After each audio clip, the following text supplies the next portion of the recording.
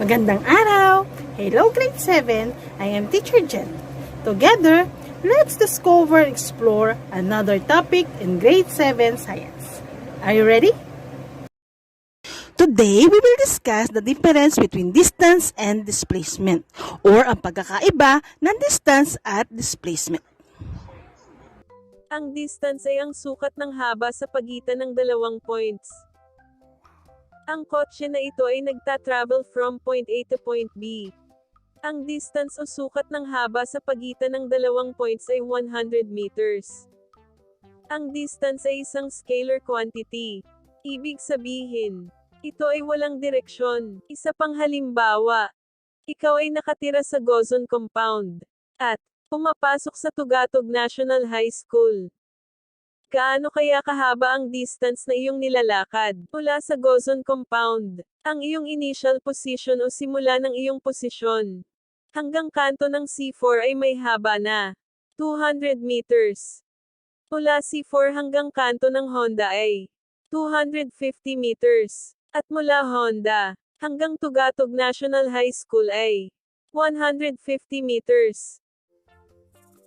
When we add all the distance you traveled, the answer is 600 meters. Ibig sabihin nito, ang distance ay ang kabuuang haba o sukat ng iyong nilakbay o dinaanan. Mula sa initial position hanggang final position. Ang displacement ay ang overall change in position of an object.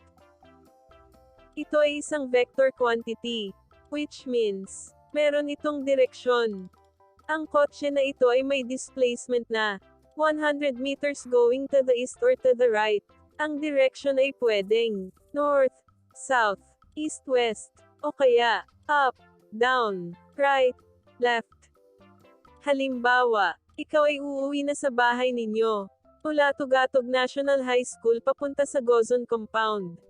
600 meters ang iyong nilakad papuntang Tugatog National High School.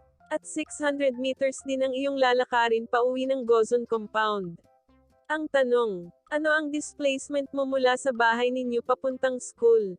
At school pauwi ng bahay ninyo? The displacement is 0. Ito ay dahil sa bumalik ka lang sa iyong starting o initial position. At walang nabago sa iyong original na posisyon. I hope you enjoyed our discussion today. Until next time, bye!